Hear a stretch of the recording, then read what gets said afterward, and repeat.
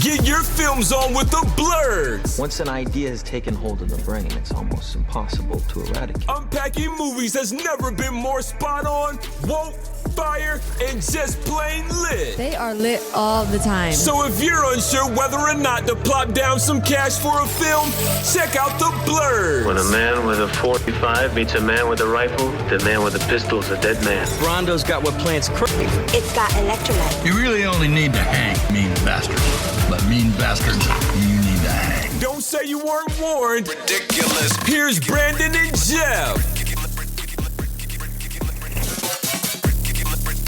Hello and welcome to a special episode of the Film Blurs. I'm Jeff Stewart, aka Uncle Jeffrey, aka J.O.T's Dynamite, aka The Final Boss. I've said this before on the show many times that Apple Plus is one of the best streaming services, pound for pound, for what you get. From Ted Lasso to Shrinking to every other show they have on there's nothing but bangers. Mythic Quest is in that list. If you've listened to the show, you know that I adore that show. And the creators of Mythic Quest have done something really, really inventive and interesting. Side Quest is a 4-episode anthology series based in the world of Mythic Quest about the people who are affected by this worldwide phenomenon video game. And today we are joined by the cast of 2 of the standout episodes from this limited run series. First up is the cast of episode 102, which I affectionately refer to as the Black Nerds episode. I'd like to introduce Shalita Grant, Bria Henderson, and Will Stanford Davis. Hello, everyone. How are you doing? How are you? I'm well. So my name is Jeff Stewart, and I am with the Film Blurs podcast. So this episode in particularly kind of is in line with what we're all about. Because normally we people of color aren't represented as being nerds, right? I mean, as of now it's becoming more accepted, but when I was growing up reading comic books and whatnot, you were kind of ostracized. So this episode really hit a soft spot for me. So let's begin with, how did all of you get involved with this? Well, I was offered Janae, and they sent me about 3 episodes of Mythic Quest to see, do we really vibe? And I was like, absolutely. I love the world. I love everything about what they're interested in talking about. So, yeah.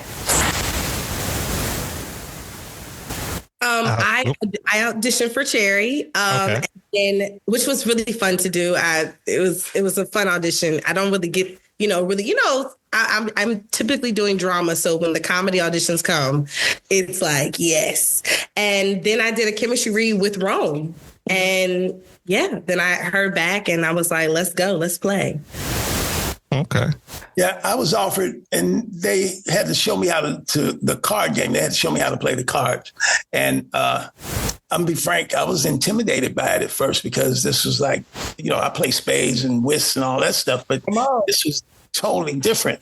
But once they showed me and they gave me the premise of the show, even when you read the script, sometimes it takes a bit for the whole premise. Wait a minute, okay, I'm not from this world, but he was so much, he was so juicy. I said, yeah, I'd love to do this guy, That's great.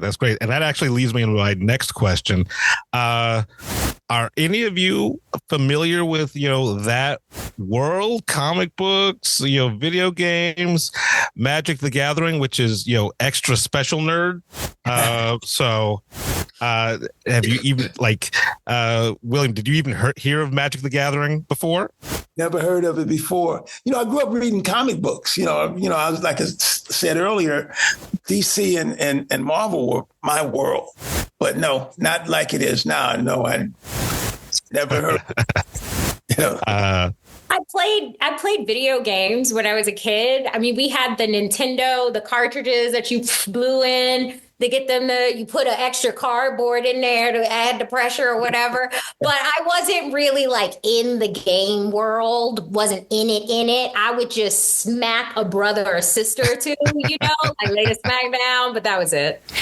My brother played video games while I was playing Barbies and listening to Destiny's Child. So that's I'm adjacent. I'm an ally. Yeah, I like that. I love that. Thank you for being an ally. All right. So, like I said, the episode hit a real soft spot for me, and it actually reminded me of this comic book store that I used to go to in Philly called Amalgam Comics, and it was owned by a black woman. Started from the ground up, and it was that kind of communal vibe that I see in this episode. Did any of you base any of your characters on anyone that you knew in real life? I didn't base her, but my grandmother's been a business owner for my whole life. I'm 37 years old, since before I was born. She owned a hair salon. And so now actually she's had Hair Dreams too for over 37 years. And she just opened a restaurant in the same strip mall of that hair salon. So, I do have a strong black business owner in the family, but she ain't no blurred. There's this old guy named Mr. George. It was a confectionery a few doors down from us that had this pinball machine in it, and we gather around. It'd be like maybe 8 or 9 guys sometimes waiting in line to play or just gathering around. And so I took some of his characteristics because he would be looking and talking trash, over our shoulders. And I kind of got some of his characteristics to kind of bring to this guy, to bring to Earl. But it was just the camaraderie of the comic book store that really appealed to me. It was just not just fun working with these actors, but this was a new world for me. So I was just like, gobbling it up. I wanted a T-shirt. I wanted everything that I wanted to be as much part of it as I could be. I feel like for me, for Cherry, I think the protective and like competitive and also like know-it-all side of her, I took that from little Bria. Like when I was younger, so I'm not a video gamer or comic book nerd, but I loved board games like Monopoly or Clue. I was very much into that. And so when my nephew would come over and have sleepovers with me and my younger brother, I would make them play these games with me. And I would set these crazy rules. And it was never fun for them, but it was fun for me. And so I just took Cherry's like bigness and loudness about who she is and her like kind of bossiness and just took a little bit of little Bria and brought that. That's why I think I had so much fun, because I got to do it and get paid to do it. Everybody had a cousin. I had a cousin like that. Lynn, I was like, guys, stop laughing. You had to do it her way. My way or the highway. Okay. So it seems like all of you had fun shooting this. Is there a possibility that this spinoff, this side quest, would the comic book store, could it get its own show? Have you thought about that? Would you be willing to do that? I mean, your lips to God's Apple TV Plus ears. That's why I said it. Yeah.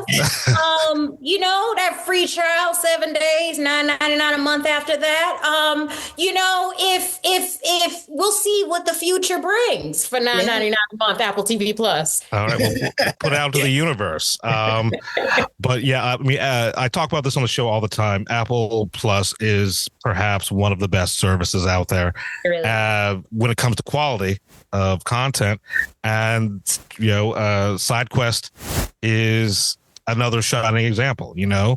This could have been like a throwaway series, but all of you brought your A game. All of the rest of the series is just as good as the main show. So I thank you for that. Thank you for expanding that world. Thank you for your talents, and thank you for your time. Talking to me. They're going to kick me off in a second. It was wonderful talking to you. Like I said, I love I love your episode in particular. Let's get a spin-off out there, right? Yeah. Cheers for Blurs. There we go. Blurred life. All right. Thank you, everybody. Thank you, sir. Take care, Jeff. Last but not least, we are now joined by Annamarie Kasper, star of episode 103, which I affectionately refer to as the cello episode. Hello, this is Jeff Stewart from the Film Blurts podcast, and I am joined here today by Annamarie Kasper, the star of episode 3 of Apple Plus's Side Quest. Okay, we got that out of the way. Annamarie, the first thing I noticed in watching episode 3 was that it didn't seem like you were actually acting. It seemed like you were performing, right? And so I did a little research, and I discovered that you are an accomplished cellist. Is that right? Cellist? Cellist. No, you nailed it the first time. That's right. Yeah, I grew up kind of prior to my more acting focused career. I was a cellist. I grew up playing, went to school for it. So yeah. Okay. So what did you bring from your previous experience to this role? Like, yeah, pretty much. That's the question. Yes, I think so much. I think Sylvie and I really had so much in common that it made it really easy to tap into her world and her mentality and her mindset. I think being a cellist, I played for so long, so seriously for so long. And I think it really became a part of who I am. And I think I shared that with Sylvie. And so when I was kind of approaching this world and this character and who she was, I had so much to pull from my life, which was a gift and made it really, really exciting and enjoyable to jump in. That's great. So this episode, unlike the other episodes, it goes dark, right? It's about the artist's experience.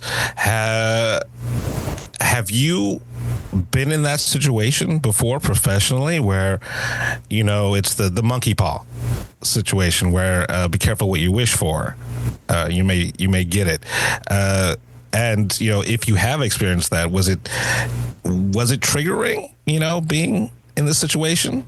Yeah, I mean, I think as an artist, everyone kind of deals with this to some extent. I'm very lucky that I've never kind of gone as far down on the spiral as Sylvie did, as we see in this episode. But I think being an artist is such a vulnerable, hard thing, and the highs are high, but the lows are really, really low.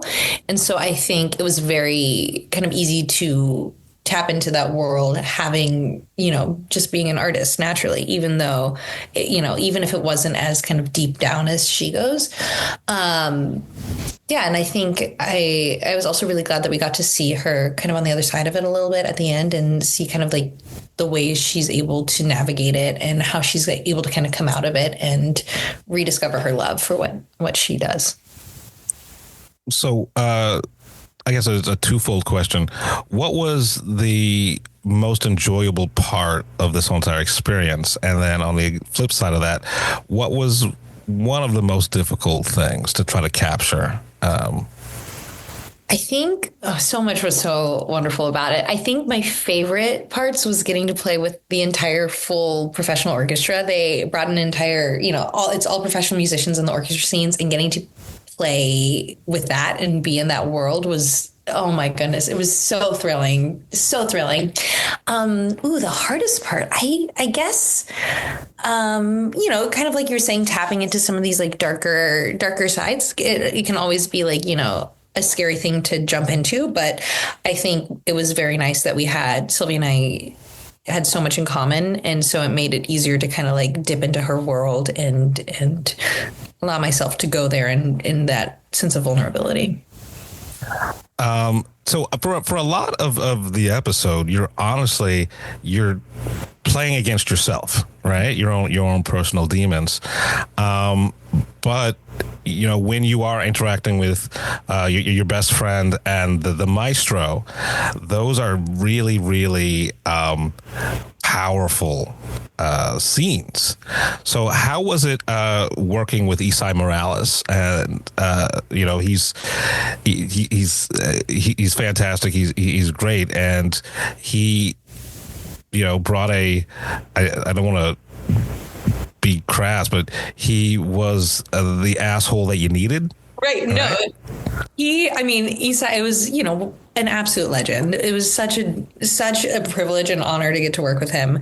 And exactly like you're saying, he made it very easy to be terrified of him, because he really, which was a gift, he's such a generous person, such a generous actor. And it was very, very easy to kind of be scared in some of those moments. But in real life, he's just the kindest, most wonderful human. So it was so much fun to get to work with him and to learn from him. Such a great person. So, you said learn from him. What did you learn from this experience? I think, Esai is, like I was saying, an absolute legend, has been leading projects like this for forever. And this was one of my first bigger roles. And so getting, having him kind of be there kind of like as a guide, almost like, to show me the ropes in a way. It was a huge comfort. And I felt very safe being in scenes with him and being next to him. That's fantastic. All right. So that's almost my time. Is there anything else that I left off the table? Anything else you want to say before I sign off? I hope everyone really likes it. The music, TK, our composer, what he's done here is just truly next level. And I hope you all like it, because I sure had a lot of fun bringing it to life. Yeah, I'm a big fan of the entire Mythic Quest series, and this side quest offshoot. It was brilliant, right? And every episode struck me a different way, but they were all equally as powerful and engaging. Yours is not excluded. I'd never even thought of the world of live video game performances before, right? And so I was instantly engaged with that, and your performance you're magnificent. And as an artist, I felt it, right? I felt what you were going through. So it was totally 100% engaging. So I just want to thank you for your time. Hey, Jeff. Happy to be here. All right, and good luck with everything else, and I'll be singing the praises of Side Quest. Thank you so much. I appreciate it. We're the Film Blurs. I'm Brandon Norwood, and I'm the motherfucking protagonist. I'm the protagonist. I'm Jeff Stewart, a.k.a. He Who Remains. Don't come at us. It's just fucking movies. You've been listening to the Film Blurs podcast. Man, I just love what you guys do, man. I never miss an episode. It's the best. It's my favorite podcast. Follow Jeff on IG on MindFireXL and Brandon on Twitter at BJN Tweets.